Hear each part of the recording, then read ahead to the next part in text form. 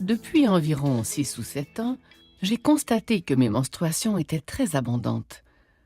Mais je ne me doutais pas à quel point c'était anormal. Cela a duré plusieurs mois, puis mes règles devenaient de plus en plus abondantes. Il y a plusieurs causes pour expliquer des menstruations abondantes. Des fibromes utérins, des polypes qui se développent sur les parois de l'utérus. La patiente peut aussi prendre une médication qui crée des saignements abondants, ou encore la patiente peut avoir un trouble de la coagulation sanguine.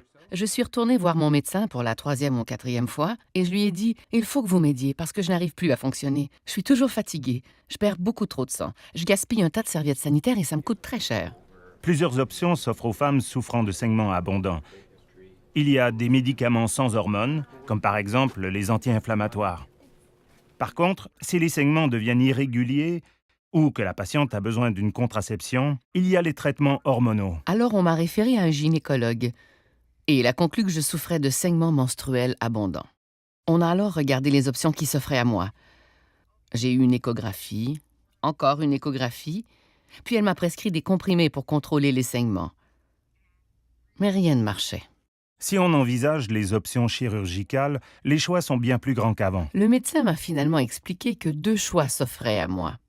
Soit continuer avec la médication pour contrôler les saignements, ou sinon subir une hystérectomie. Ça ne me plaisait pas du tout. J'avais l'impression qu'on m'enlevait ma féminité.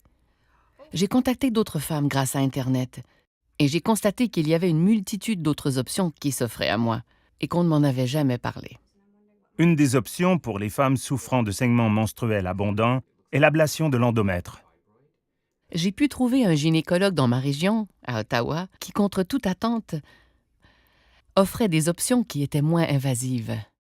L'ablation de l'endomètre se résume à retirer la paroi interne de l'utérus pour permettre un soulagement et une diminution des saignements menstruels. C'est très efficace et cela peut se faire de 2 façons.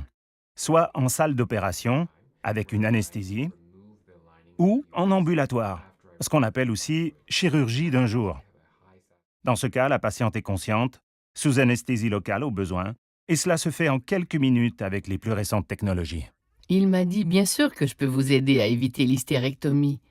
Vous n'avez pas du tout besoin de ça. » Il faut absolument informer les femmes qu'elles peuvent avoir accès à des soins sans chirurgie majeure et sans anesthésie générale, tout en ayant les mêmes résultats.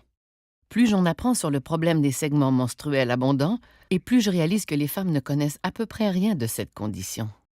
Il faut enseigner à nos filles, à nos sœurs et à nos mères que c'est normal de parler des menstruations et qu'elles peuvent parler de ce genre de problème. Je ne savais pas que les menstruations abondantes étaient une condition médicale qu'on pouvait diagnostiquer et traiter. Je me disais, comme bien des femmes, que c'était normal d'avoir des menstruations si abondantes et qu'on n'avait pas le choix de vivre avec. On doit se pencher sur ce genre de conditions, mais il revient à chacun d'aller chercher des soins. Et c'est à moi et à nous tous de faire ce travail de sensibilisation. Consultez ces sites pour plus d'informations.